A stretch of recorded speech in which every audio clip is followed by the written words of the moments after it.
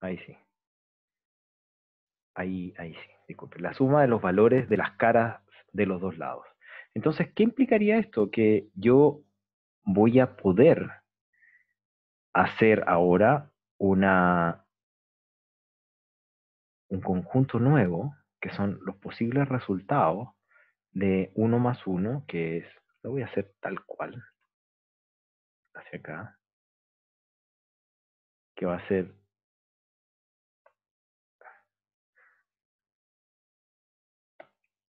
esperen que se me quedó pegado a mí.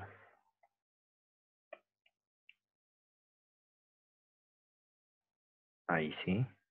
Va a ser uno más uno, que son 2, 3, 4, 5, 6, 7. La primera fila.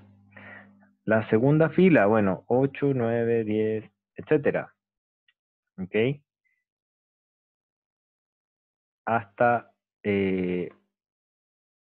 la suma de los dos lados da 7. A esta de acá, sí, esta sería 2,1. Esto sería 3, 4, 5, 6, 7, 8, etcétera, etcétera, etcétera. Y esto sería 7, 8, 9, 10, 11 y 12. Esos son todos los posibles resultados de una variable aleatoria, que es la suma de los dos dados. Y si los dados fueren equilibrados, es decir, que cada una de los eventos tuviera cada una de las caras del evento que salga, alguna de las caras de los dados fuere equilibrado, si los dados son equilibrados, entonces en lo que vamos a estar en presencia ahora, es que cada uno de estos eventos que tiene su correspondiente mapa con un correspondiente suma, va a tener exactamente la misma probabilidad de ocurrencia. Entonces, si yo conozco bien mi experimento, puedo generar las variables aleatorias que yo quiera, siempre y cuando estén bien definidas, es decir, cada evento tenga su correspondiente número, y por ende este mapeo es una función, ¿ok? Entonces vamos a llevar del espacio de muestras hasta que ocurre un determinado número, y ese número puede ser real o puede ser z. En nuestro curso puede ser un espacio vectorial normado en general, pero en nuestro curso va a ser real o en z, entero o real.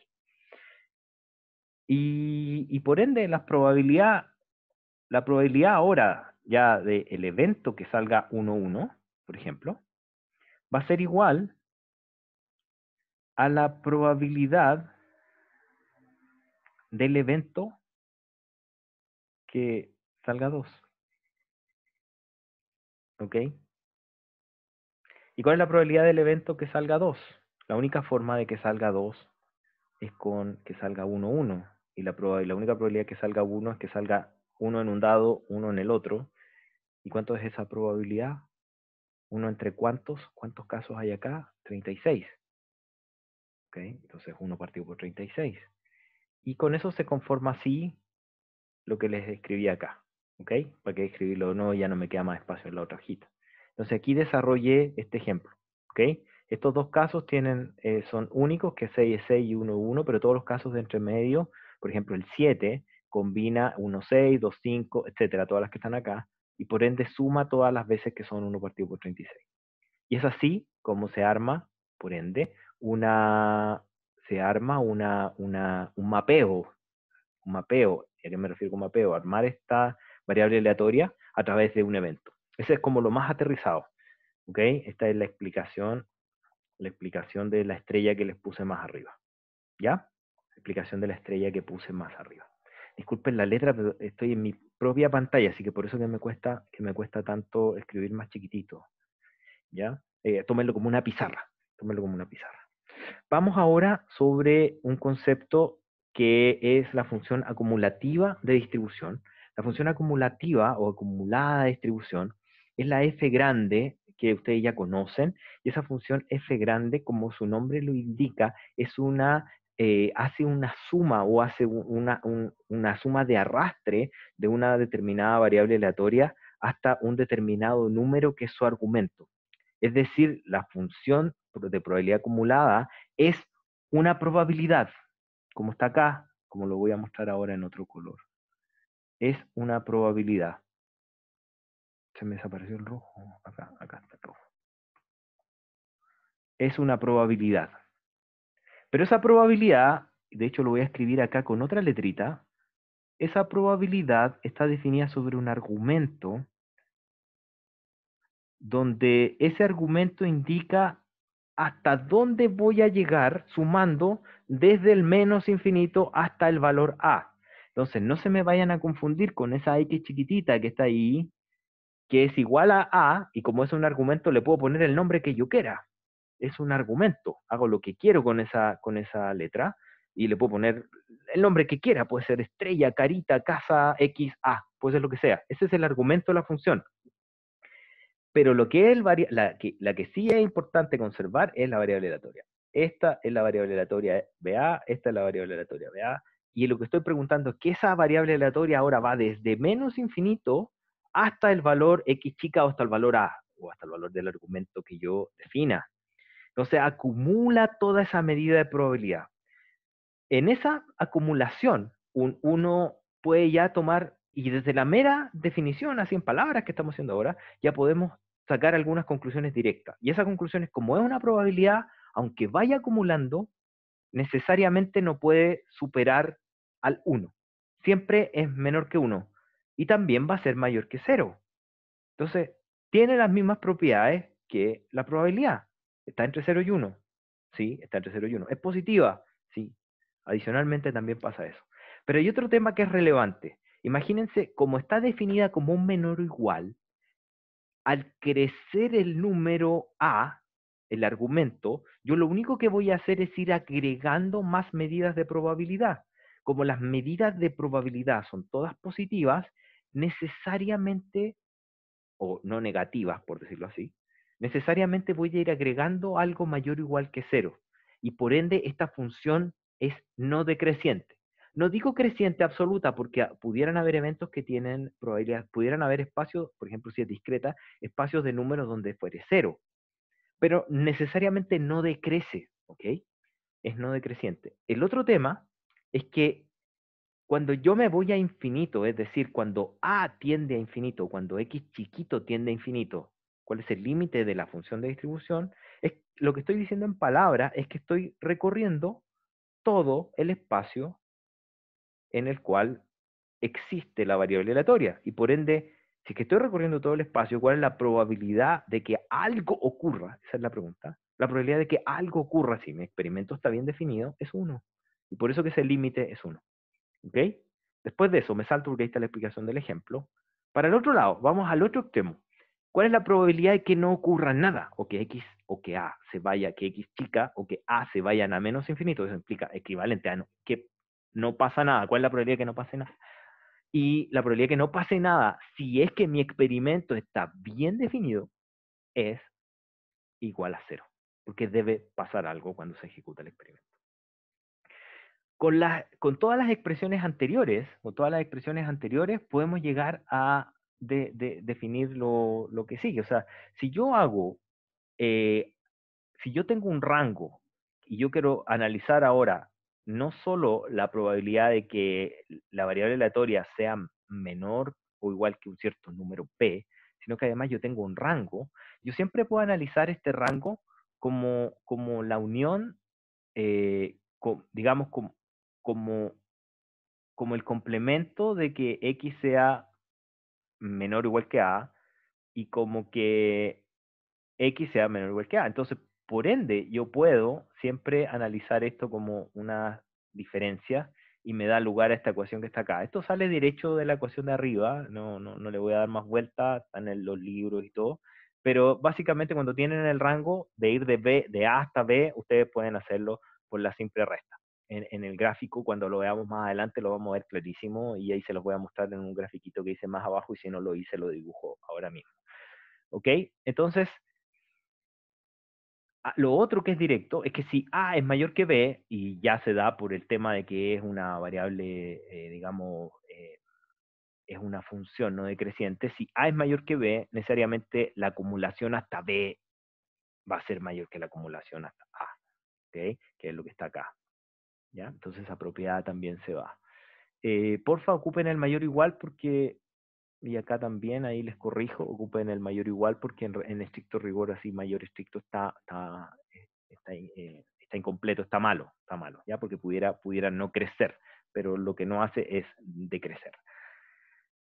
Vamos ahora con un recorrido rápido entre las variables, para algunas de las variables aleatorias que son más importantes para el curso, y dentro de las discretas vamos a ver Bernoulli binomial, quizás, y las voy a pasar rápido, chicos, porque ya se las dejé y la idea es que esto lo repasen ustedes solos, pero quiero repasar el concepto de qué se tratan esas variables aleatorias, y quiero que vean en el apunte algunos de los desarrollos que si bien están en el libro de resultados, no está el desarrollo algebraico. Me di cuenta ahí tirando mano que no estaba en el libro, pero se los dejé aquí escritos a mano.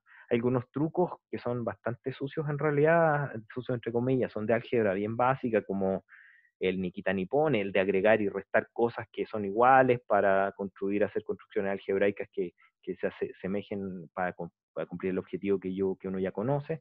Entonces les dejé todos estos desarrollos en este mismo texto para que ustedes lo vean, pero lo que voy a hacer ahora es recorrer las variables aleatorias explicando las principales, para qué sirven. Estas ya son las principales, pero yo voy a irme sobre las principales para el curso ahora.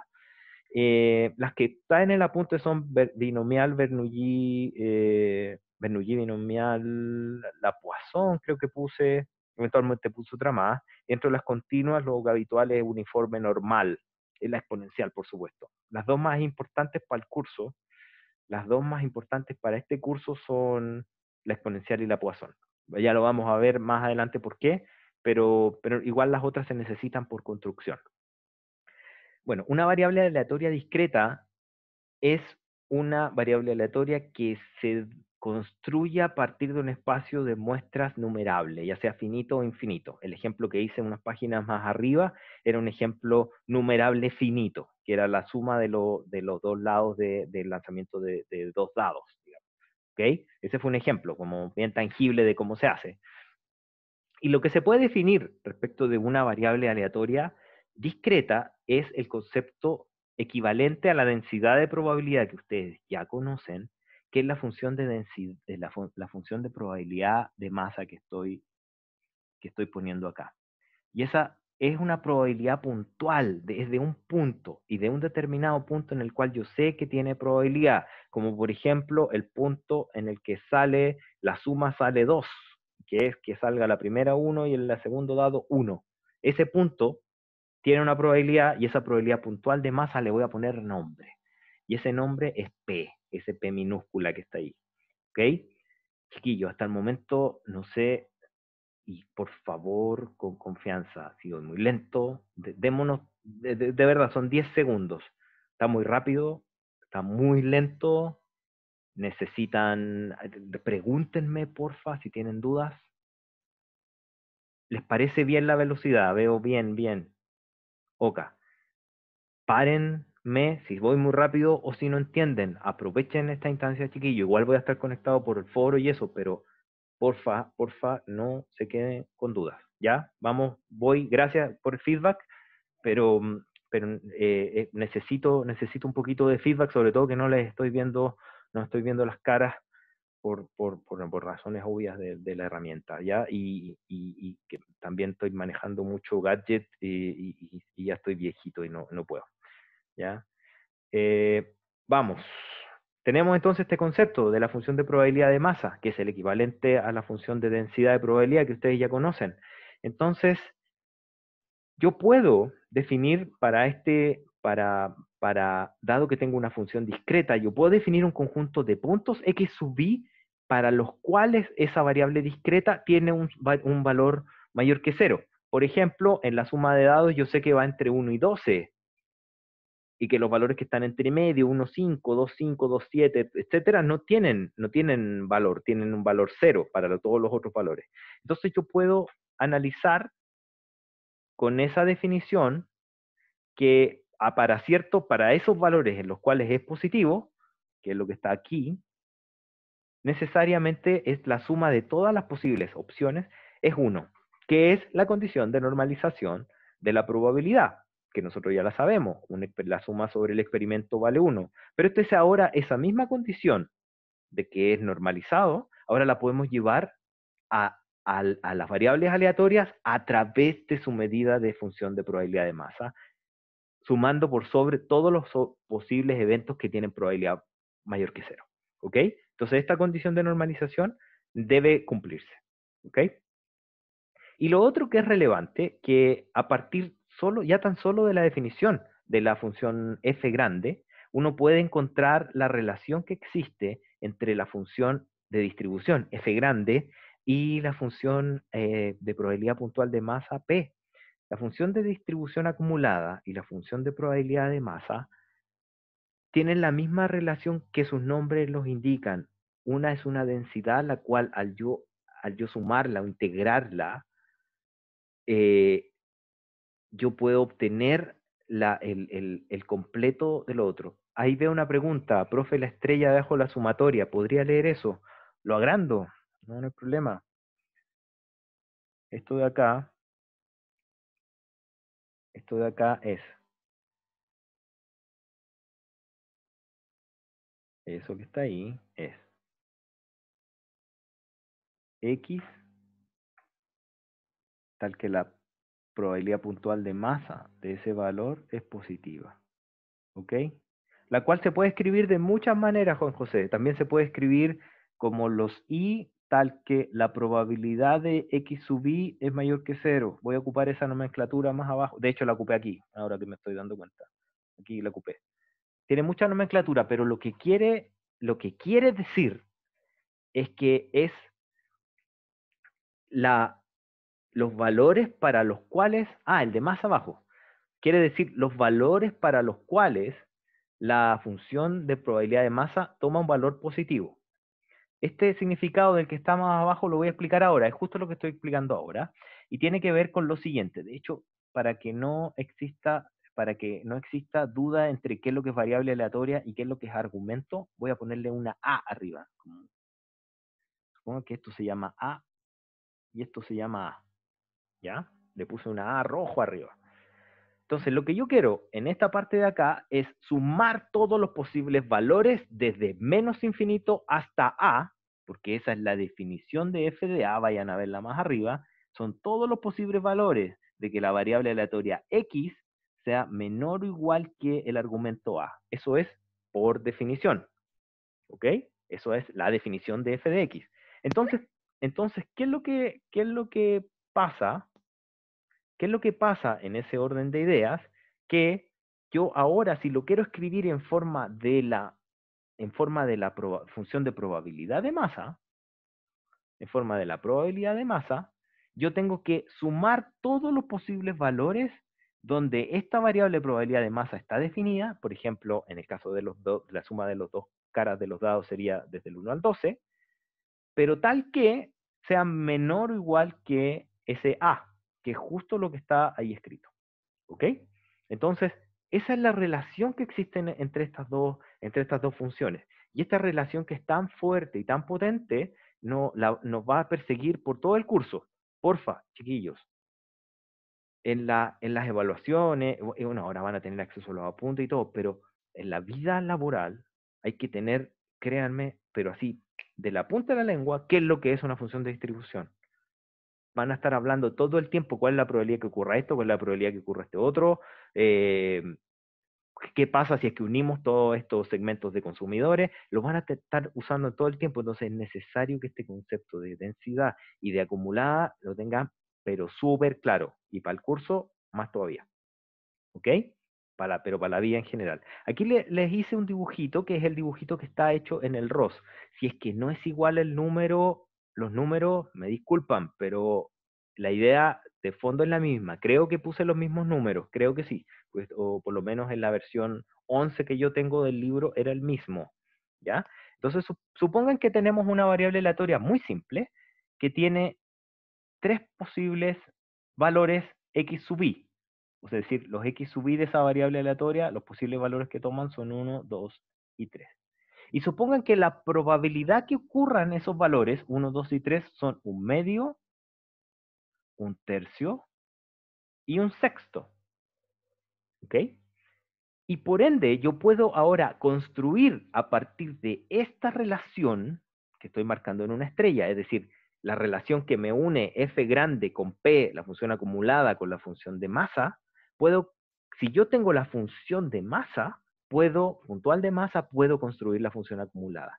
¿Y cómo la construyo? Veamos un bonito. Si es que yo tengo los posibles valores de x acá, tengo x1, x2 y x3 acá en el dibujo. Yo sé que la probabilidad solo se activa cuando yo soy igual a 1. Entonces, cuando viene desde menos infinito, siempre es 0 la probabilidad, 0, 0, 0, la probabilidad es 0, 0, 0, hasta que se activa en el valor 1. Y en el valor 1 vale un medio. ¿Ok? Luego de eso, no crece, sino que se queda fija en un medio hasta llegar al punto 2. Y en ese punto 2, es en este punto crucial que quiero que sea importante para ustedes, es donde yo me tengo que dar cuenta. La pregunta es, ya está ahí la respuesta, pero pregúntense lo siguiente, ¿debe subir de un medio? Debe subir, no, debe bajar de un medio a un tercio.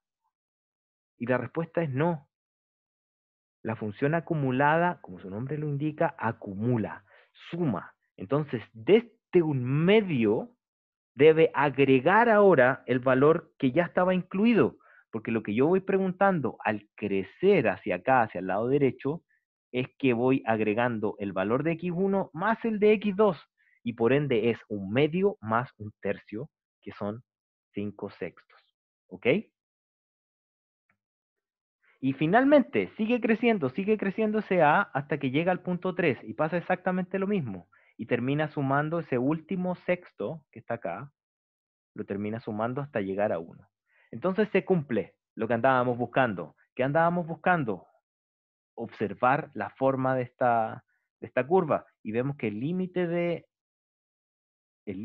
esta función acumulada cuando se va a infinito es 1, check, porque cumple la probabilidad límite para un lado, y cuando se va para el otro también, porque cumple que el límite de f de a cuando a se va a menos infinito es igual a 0. ¿Ok? Entonces, si tienen f, pueden construir p. Si tienen p, pueden construir f. La función f tiene esa forma. Tiene esa forma. ¿Ok? Ojo con eso. Tiene esa forma, no decreciente, se va a 0 en menos infinito, se va a 1 en el infinito. Vamos, con la esperanza de una variable aleatoria discreta. Ustedes ya conocen el concepto, pero cuando estamos en presencia de una variable aleatoria discreta, como son valores puntuales, los cuales yo tengo probabilidad, puedo componer esto es como cuando calculan una nota, claro. Ustedes tienen el valor de la nota por el peso relativo de la nota. Esto se puede entender exactamente igual. La probabilidad de que el evento ocurra, ahora en términos probabilísticos, claro, la probabilidad de que el evento ocurra, P de X, P chica de X sub I, y por el valor del evento. Y esto es nuevo. ¿Por qué es nuevo? Porque antes no podíamos hacer en forma directa cuál era, por ejemplo, disculpen, ahí se me cayó un poquito, ahí volví, que se me había caído esta cuestión del micrófono, ahí volví. Antes, cuando teníamos colores o cartas o lo que sea, no podíamos hacer un promedio simple, no existe ese concepto, pero acá sí, son variables aleatorias, son números, podemos hacerlo. Entonces tenemos la definición de esperanza, que es básicamente la suma ponderada del evento por su correspondiente probabilidad de que ocurra. Y esto se debe hacer sobre todo el universo, este es el universo, ¿ok? De todos los valores posibles, a diferencia de la función acumulativa que se hace solo hasta A, desde el menos infinito hasta A. ¿Okay? Acá en este caso son todos los posibles valores. Acá es donde les empecé a copiar para distintas variables aleatorias cómo se calcula, se hace la unicidad, que sea 1, verificar que sea 1 y verificar y calcular la correspondiente esperanza. Pero voy a recorrer las variables aleatorias explicando de qué se trata el experimento y hablando rápidamente. A ver, hay una pregunta, profe, una pregunta. ¿La notación de la función acumulada es f raya o f punto?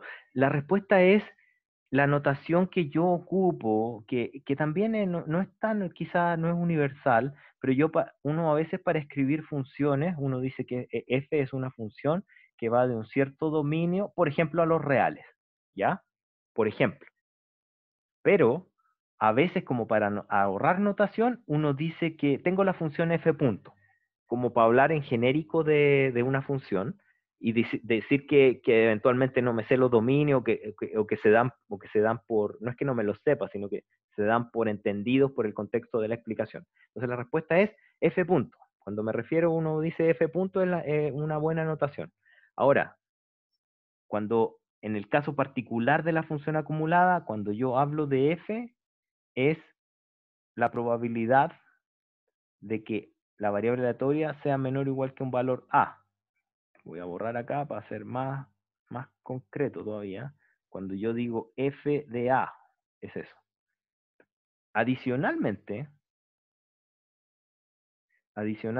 existe otra notación que voy a introducir más adelante, pero por si se me olvida y lo pongo así nomás, que es la notación de f barra, pero con una barra arriba, que es igual a 1 menos f de a. Y que, como se darán cuenta, es igual a la probabilidad de que la variable aleatoria sea mayor que a. ¿Ok? Por definición. Entonces, la respuesta es f punto, y si es que hay algún barra, va a ser con una barra arriba y es el complemento de la función. ¿Ya? Ok. Vamos sobre la Bernoulli ahora. ¿Qué es la Bernoulli? Lanzamiento de la moneda, chiquillos. Lanzamiento de la moneda, y existen dos posibles eventos, cara o sello, al cual a cualquiera de ellos, pero a uno de ellos le pongo un 1 y al otro le pongo un 0. La probabilidad que salga cara, la probabilidad que salga sello, por ejemplo. Y cada uno de ellos va a tener asociada una cierta probabilidad puntual de masa que pudiera ser P. En el caso de una moneda equilibrada sería P igual a un medio. Bueno, se puede hacer el ejercicio que se los dejo de tarea leer, de ver la unicidad y ver la unicidad y verle la media. Se los dejo por favor para que ustedes lo vayan revisando en el mismo punto. Después vamos a ver el experimento de una binomial. El experimento de la binomial es básico, el experimento de la Bernoulli, el que vimos recién, es básico porque a través de él uno puede generar todas las otras distribuciones. En serio, uno puede generar todas las otras leyes, se pueden generar a través de la simple moneda. El ejemplo más directo es la binomial, ¿ok? Porque el ejemplo de la binomial es la misma que la Bernoulli, es exactamente igual, pero ejecutarlo n veces, ¿ok? Entonces, cuando uno lo ejecuta n veces, uno puede hacer la pregunta,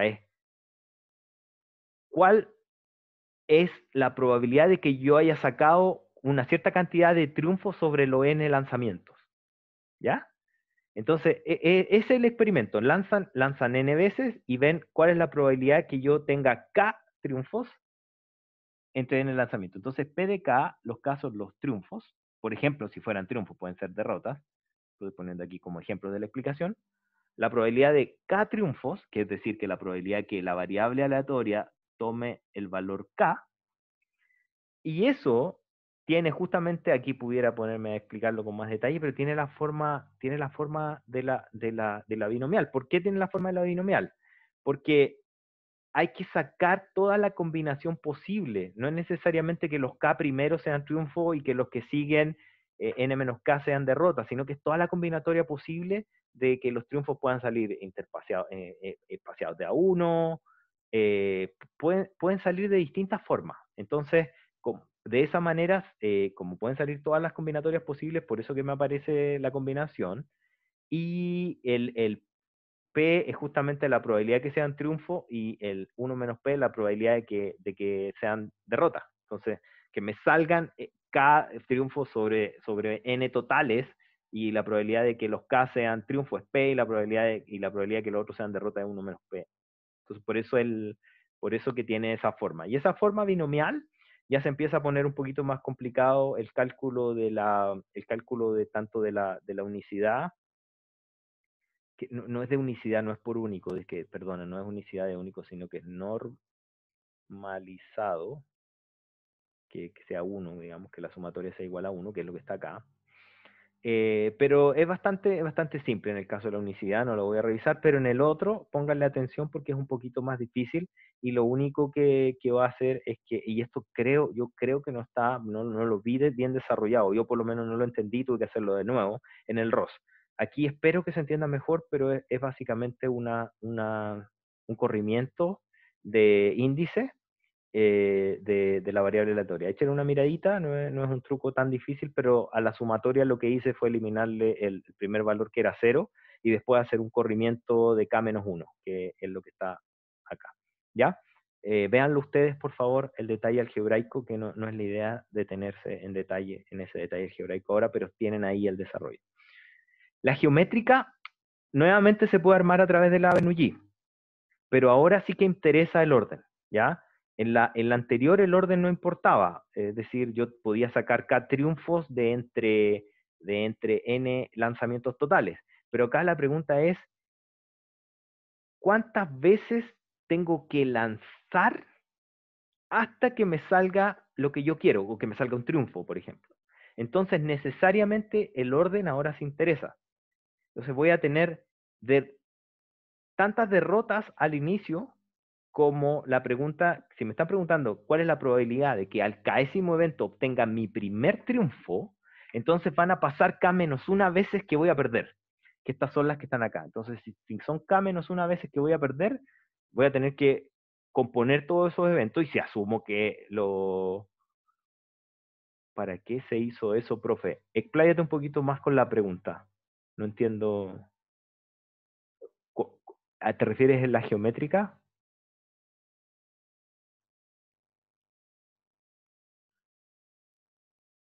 Del último de la binomial.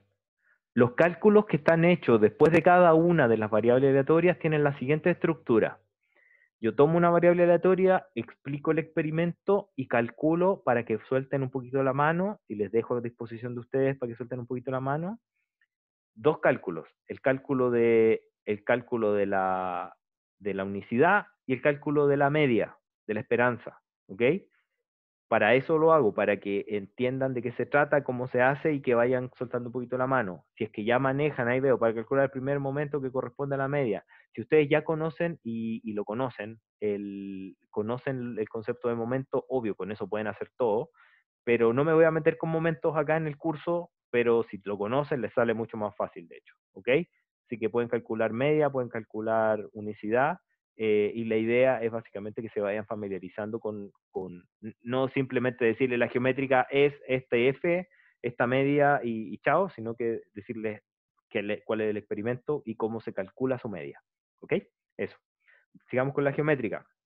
La geométrica entonces es cuántas veces debo jugar hasta que me salga el primer triunfo. Como ahora importa el orden, tengo que perder K-1 veces si es que en el késimo gano, y por ende van a ocurrir K-1 eventos independientes de lanzamiento de moneda en el que voy a perder, y después de eso, voy a obtener el triunfo. Entonces queda 1 menos P a la K-1 por P tal como está indicado acá. Con esa notación hay un poquito de ejercicios matemáticos. Esto es básicamente para poder calcular nuevamente la normalización y la media. Y con esa información que tienen ahí, hay un poquito de truco de cómo se hacen esa sumatoria infinita, que hay muchas formas de hacerlo. Yo la hice como les indiqué ahí. Ya está aceptado, no hay nadie en espera, sino voy aceptando como cada 2 minutos por si acaso, para que sepan que alguien me pidió que aceptara a una persona. La Poisson, chicos, la Poisson la voy a explicar, no la voy a explicar tan en detalle porque vamos a ver todo el siguiente capítulo de procesos de Poisson, pero la voy a explicar ahora en forma somera para que ya se vayan familiarizando con la forma. Pero la Poisson tiene el siguiente supuesto y sirve para lo siguiente. La Poisson es una variable aleatoria discreta, que es una de sus principales funciones y la que vamos a explotar en este curso es de contar. Cuenta eventos que van llegando en forma aleatoria. Pero esos eventos que van llegando, ocurriendo, una persona que llega a una caja, una persona que llega a un servidor web, una persona que llega a un paradero de no sé qué, esos eventos tienen el siguiente supuesto subyacente, que esos eventos, esas personas que van llegando, toman sus decisiones en forma independiente. Si es que eso se cumple, entonces la distribución que toma el número de llegadas es una Poisson. ¿Ok? Si es que ese supuesto se cumple, es una Poisson. Y la forma que tiene esa Poisson es esa que está acá. Vamos a entrar en mucho detalle en esta Poisson. ¿Por qué? Porque sirve para representar muy buena parte de los procesos, sobre todo de servicio y algunos productivos, que van a enfrentar en ingeniería industrial. Es relevante para mí que manejen esto súper bien, porque si bien ese supuesto que les acabo de decir de independencia de los eventos, algunas veces pudiera no cumplirse tan bien, hay otra gracia que no está escrita en los libros, y esa se las paso de viejo este comentario, que a pesar de que no, que eventualmente no se cumpla tan bien, igual funciona súper bien para diseñar sistemas, bastante bien para diseñar sistemas la Poisson. ¿Y por qué es tan entretenido o por qué recomiendo tanto usar la Poisson? Porque tiene, a ver, ahí ven, tengo otra pregunta que me había saltado. Voy a volver sobre una pregunta que había más arriba que dejé sin responder. Discúlpenme. Eh, Discúlpenme que termino esto y vuelvo sobre la pregunta.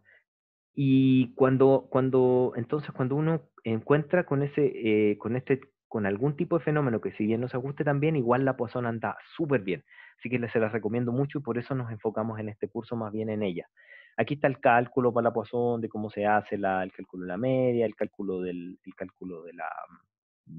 la normalización. Pero ahora me voy a resolver, me voy a devolver a una pregunta que dice, la P en la geométrica, ¿a qué probabilidad se refería? Y tienes toda la razón, porque acabo de darme cuenta que estoy cometiendo una duplicidad de nomenclatura. Estoy ocupando P para el variable de la geométrica y P también para la función de probabilidad de masa. Entonces le voy a poner una P. Cuando digo P, me refiero a la probabilidad de ganar o perder cuando uno lanza la moneda, Vicente. Entonces ahora lo que voy a hacer es que voy a marcar en rojito ese P para que lo diferencie de SP, que es la probabilidad de masa, y SP es SP, SP, SP, ese que está ahí, ese que está ahí, y tú tienes toda la razón porque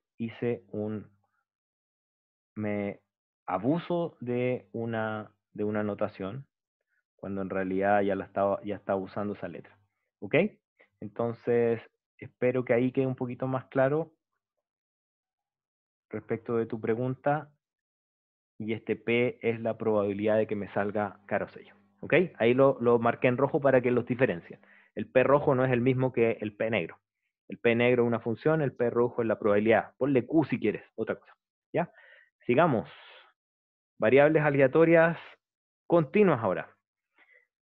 Las variables aleatorias continuas, al igual que las discretas, salían de samples de espacios muestrales discretos. Las variables aleatorias continuas nacen de espacios muestrales que son continuos.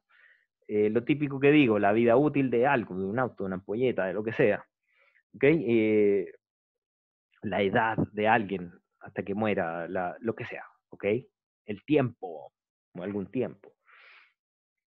Como tales, las probabilidades que son continuas tienen una característica que no son numerables.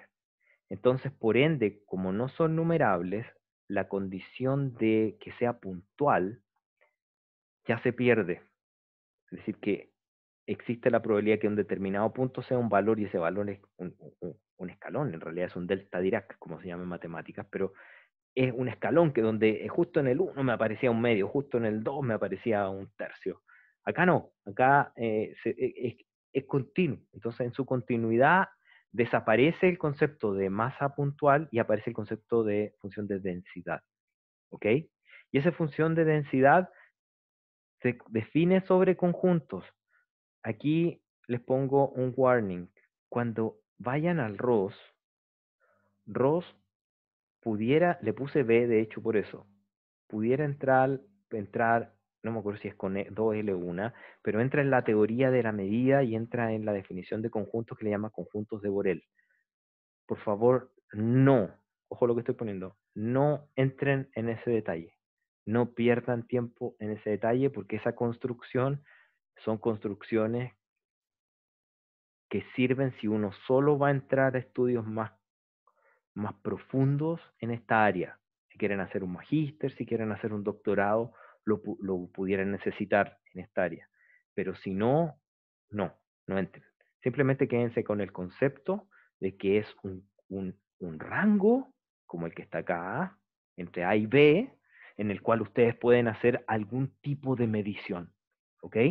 Así que cuando vean en el ROS el conjunto de Borel y después les recomiende que se vayan a un libro de teoría de la medida para que estudien qué es lo que es un espacio Borel, mi recomendación es que no lo hagan a menos que se vayan a meter a un magíster, a menos que se vayan a meter a un doctorado en el cual vayan a tratar de esta área. ¿Ok? Quédense con el siguiente concepto, que la función de densidad se define ahora sobre que la variable aleatoria pertenece a un cierto conjunto. ¿Ya? Un cierto intervalo, que pudiéramos verlo simplemente como un valor entre A y B, siendo A menor que B. ¿Ok? Por ejemplo. Entonces, esa función de densidad para llevar a su paralelo, vamos a tener primero que nuevamente es normalizada, que cuando uno recorre todos los valores, tal como lo hicimos, disculpen aquí que los voy a marear, pero voy a subir, tal como lo hicimos con la función de masa, que lo puse mucho más arriba, y dijimos que la función de masa sumaba 1, que fue lo que hicimos acá, ¿ok? Donde eso que estoy marcando aquí, también en la función de densidad, pero ahora para una variable continua, aquí, también suma 1, ¿ok? Entonces se cumple para el discreto, se cumple para el continuo y tiene que cumplir con esa condición. Es decir, si yo acumulo toda la densidad o toda la probabilidad ahora en rangos, sumo todo el rango, necesariamente la probabilidad debe ser 1, porque estoy recorriendo todo el universo. Y si yo quiero acumular un rango más pequeño, también lo puedo hacer a través de la función de densidad. Y por ende, ahora en forma directa, yo tan solo con esta definición de acá, puedo sacar lo que ustedes ya conocen, que es la relación entre la función f, que es la función acumulada, y cómo se relaciona con la función de densidad f. Si uno acumula la otra y ahora los valores no son discretos, aparece la integral. ¿Y qué integral aparece? Si es que yo estoy integrando, y si mi argumento es a, como lo estoy tachando ahora, entonces tengo que sumar desde el menos infinito hasta el valor a. Insisto, aquí no sigan el ROS. Acá no sigan el ROS porque el ROS va a seguir dando vueltas con los espacios de Borel y no me interesa que se pierdan en eso. Váyanse a los reales de una y hablemos de menos infinito hasta A. No, otro no tiene sentido por el momento. ¿Ya? Y por ende tengo que acumular todos los posibles valores y acumularlos lo hago a través, por supuesto, de una integral. Sigue siendo la misma definición. Esto ya lo conocíamos de antes, la definición de A. Solo que nos aparece cómo se define, cómo es la relación entre f grande y f pequeña. Por supuesto, por diferenciación simple, y esta es la que más conocen, la que más sale en los libros, la relación entre la función acumulada y la función de densidad es que la derivada de la acumulada es igual a la densidad. ¿Ok? el mismo paralelo que teníamos antes, que era la sumatoria del x sub i por el p del x sub i para el caso discreto, que son sobre todo los i tal que p x sub i sea mayor que 0, que era el caso discreto, digamos, discreto. También se tiene para el caso continuo exactamente lo mismo, llevado a la integral. Y en este orden de ideas, nosotros podemos hacer el isomorfismo, el paralelo, y tenemos toda la misma funcionalidad que teníamos antes en discreto, ahora la llevamos a continuo a través de cálculo íntegro diferencial. ¿Ok? Veamos algunas variables aleatorias que ustedes ya la conocen, la uniforme entre A y B, siendo el A y B un rango de valores en un segmento continuo en el cual la variable aleatoria puede puede tener una probabilidad de ser escogida, y en ese rango entre A y B, la probabilidad de que ocurra la variable aleatoria caiga en uno de esos puntos es equiprobable. ¿Okay? Y es igual al largo del intervalo. Entonces, por ende, uno puede hacer que, si es que la variable aleatoria está en ese rango, entonces la probabilidad de que ocurra va a ser 1 partido por el largo del intervalo, tal como estoy marcando ahí. Si es que no está en ese rango, entonces la probabilidad es 0. ¿Ya? Aquí hago el cálculo de la normalización, que sea 1, como está ahí, que es súper simple, y también hago el cálculo de la, de la media, que ustedes saben que es la mitad del segmento, es lo que está ahí. La exponencial se las dejo, porfa. No, perdona. Tengo la normal, que esa normal sí que se las dejo de tarea, vayan a verla al ROS, pero es la base digamos, del curso de probabilidades, ustedes ya se la saben, se la deben saber de memoria. Me está avisando que tengo una conexión inestable. ¿Me caí o no? Aló. ¿Sigo en línea? Sigo en línea. Vale, gracias. Disculpa. Súper. Gracias. Pensé que se había cortado. Vale, entonces vamos a explicar la exponencial y me voy a saltar la normal por repetida, digamos. Ustedes ya se la saben y la pueden mirar en el ROS o en cualquier recurso web. La exponencial. ¿Por qué es importante la exponencial para este curso? Porque tal como era relevante la Poisson, existe una relación fundamental que los voy a aburrir tanto que se las voy a decir, porque si es que hay un tópico que para mí es relevante para el curso y lo voy a decir por segunda o tercera vez ya, y lo voy a repetir como 10 veces más, así que no me odien por ello, sino que entiendan que es relevante, que es que si uno tiene tiene una variable aleatoria de Poisson, es decir, está haciendo algún tipo de conteo, y cuando haces ese experimento, te aventuras en tratar de descubrir la distribución, pero ahora del tiempo que hay entre las llegadas, te puedes dar cuenta que el tiempo que hay entre dos eventos de Poisson es una variable aleatoria exponencial. Eso implica que la variable aleatoria exponencial define en forma biunívoca a una Poisson y una Poisson define a una exponencial. Están de la mano. Una define a la otra. ¿Ya? Y por eso que es tan relevante para el curso. La exponencial va por el tiempo y es continua, y la Poisson va por los eventos y es discreta. A eso que acabo de decir, pónganle pero una X gigante, y necesariamente algo que deben manejar súper bien a nivel conceptual, y también lo vamos a explorar a nivel matemático. Tiene una equivalencia con la Poisson, ¿ok? Que también es de parámetro lambda, y de hecho ese lambda es una tasa, después vamos a ver eso, y vamos a verlo. Profe, ¿eso se puede ver en la fila de supermercado donde se utilizan las dos? Efectivamente, en cualquier sistema de colas, y lo van a utilizar en forma intensiva con Patricio en el último capítulo, en cualquier sistema de colas, cuando ustedes quieran hacer un análisis, cuando ustedes quieren analizar la llegada de personas a un paradero, la llegada de personas que se quieren hacer un determinado examen de algo, que no necesariamente es un solo servidor, pueden ser múltiples colas en paralelo, servidores en paralelo, servidores en línea, primero se pasan por la caja, compran el bono, después se pasan a un box y se sacan una muestra de sangre y después van a pagar o el orden que sea, todos esos esquemas, si uno hace el supuesto de independencia, pueden eventualmente ser modelados bastante bien con una Poisson y los tiempos que están entre medio pueden ser modelados bastante bien con una exponencial. ¿Y dónde se utilizan? Que es tu pregunta, Álvaro. Gracias por la pregunta.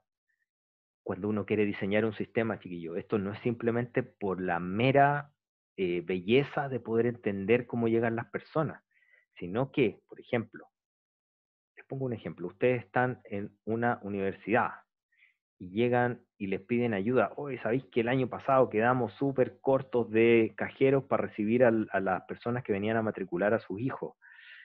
Ya, ¿y cómo te puedo ayudar? Mira, tengo la data y necesito definir a cuántas patrullas tengo que pedir que me ayuden y a cuántas cajeras tengo que poner para poder atender bien a la gente con un nivel de servicio casi 100%. Bueno, perfecto, dame tu data, calculo lambda, hago un supuesto de Poisson, caracterizo con la data que tengan y ahora en vez de hacer el supuesto, que igual hice el test de hipótesis para probar si era Poisson o no, se parecía bastante.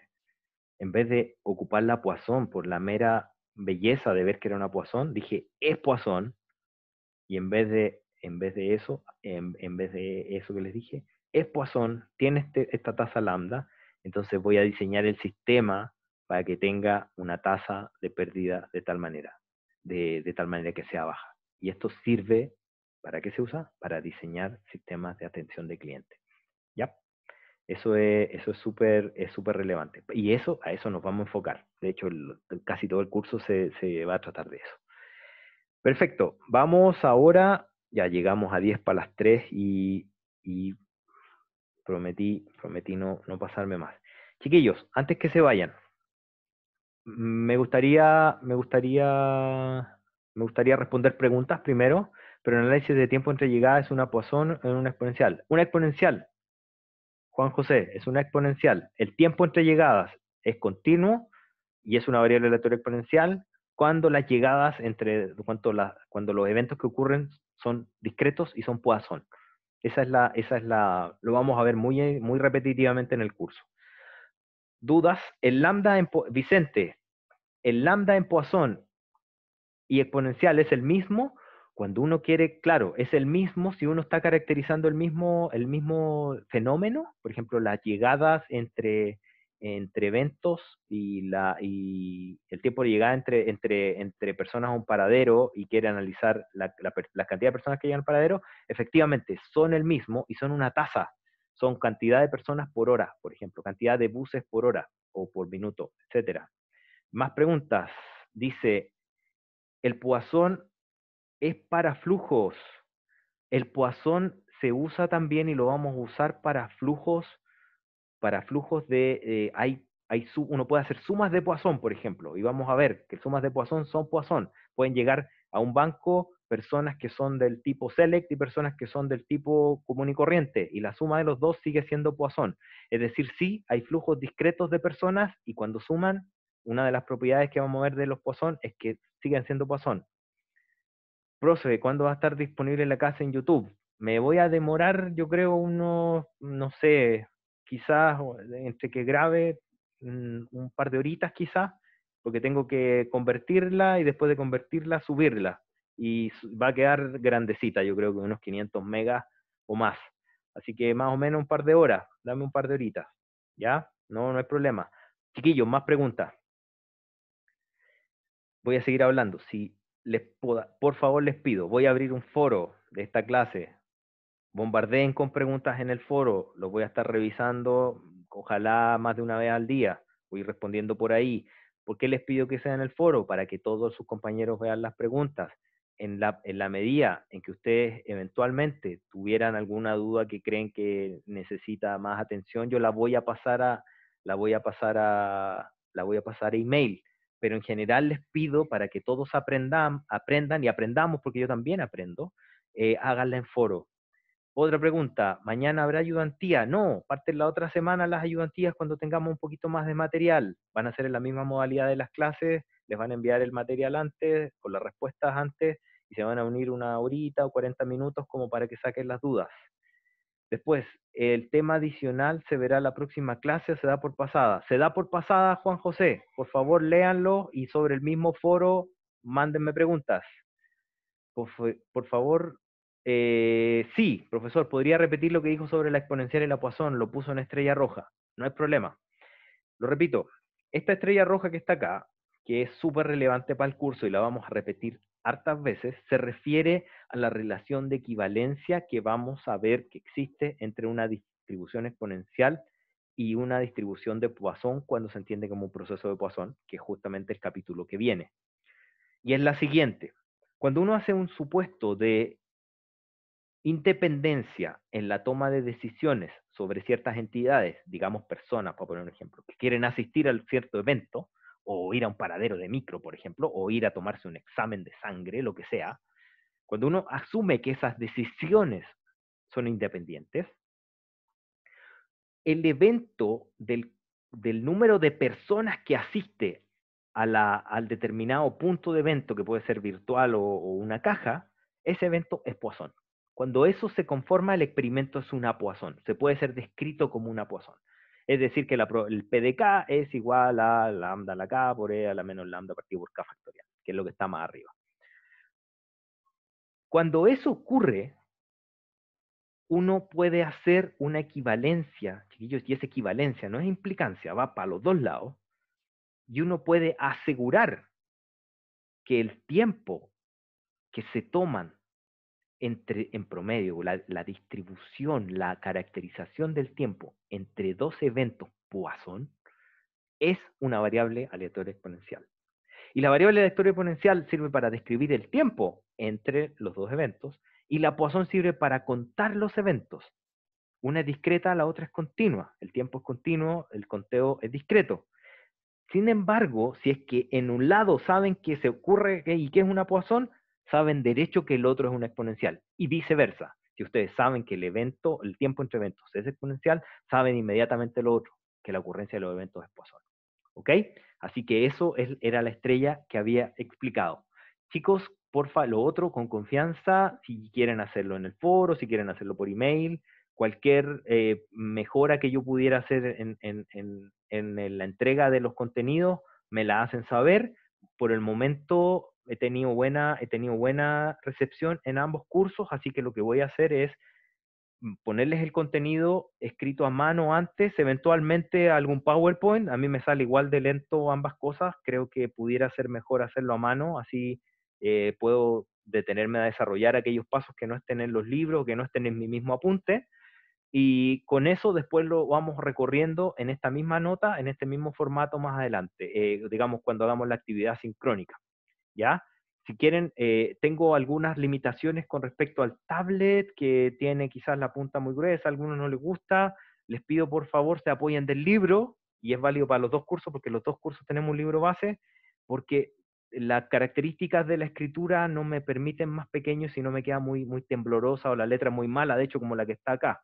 Entonces, les pido que tengan comprensión con eso. Voy a tratar de hacerlo un poquito más fina en la medida que pueda, pero todavía no tengo tanta práctica.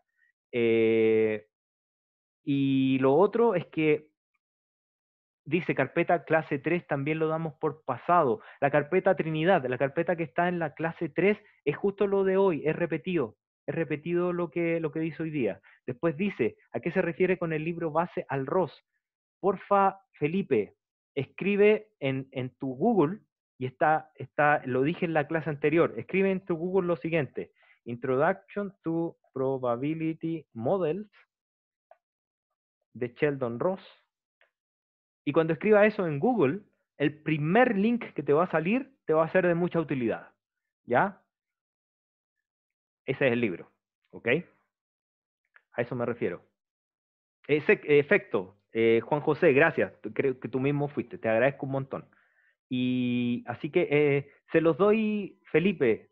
Es bueno que lo tengan, porque de ahí me voy a estar basando. Aproveché ese libro que es un poquito más. A ver, no es que no sea completo el Gasmuri. es completo, está en español, pero está en la universidad, entonces no podemos ir a buscarlo, nadie puede ir a buscarlo, estamos todos encerrados en las casas. Así que por eso me agarré del ROS y estoy siguiendo con el ROS. Se parecen, pero bueno, hay que ajustarse, ¿ya? Así que sigamos el ROS, es súper bueno, de buena calidad, tiene no sé cuántas ediciones, yo de hecho yo tengo la 11, así que 11 ediciones de un libro está sólido. Que por eso a eso me refiero cuando digo ROS. Vuelvo con lo de Trinidad. Dice, la clase 3 también lo damos por pasado, es la clase de hoy Trinidad, y es justamente lo que está dentro, es lo que miramos hoy, con excepción de lo que preguntó Juan José, que lo que preguntó Juan José es que hay un archivo que se llama tópicos, y que lo voy a poner en pantalla ahora, que se llama tópicos recomendados para su estudio personal, que debiera ser este, si no me equivoco, y en ese tópicos se ven algunos conceptos como funciones de variables aleatorias, las distribuciones conjuntas, etcétera. También hablo, creo, un poquito de momentos y eso. Eso es para que lean ustedes solitos, vamos a hacer uso de ello también. Vale, chiquillos, con confianza y díganme cuando mándenme correos, qué cosas pueda mejorar en la medida de lo posible, lo voy a tratar. Yo por mi punto creo que Zoom es la herramienta con la que nos vamos a quedar. Voy a seguir compartiendo en YouTube y voy a seguir optando por escribir a mano. Creo que a menos que eventualmente hubiera algunas cosas que voy a hacer en Excel, más adelante, por supuesto, cuando ya salgamos del repaso y, pero principalmente me voy a ceñir a mano, a pesar de que PPT es un poquito más rápido porque puedo copiar y pegar contenido del libro, me sale, creo, mucho más cercano y para que ustedes sigan una clase más cercana a lo que sería una clase presencial, el poder dejárselos escritos. ¿Ok? Eso, chiquillos, voy a dejar la clase grabada, la subo en un ratito más, que la transforme, la edite y la suba, y estamos. Cualquier duda, acuérdense porfa por el foro para que todos aprendamos. ¿Vale? Vale, chiquillos, gracias, gracias y que estén todos bien, todos muy bien. Nos vemos en la otra clase.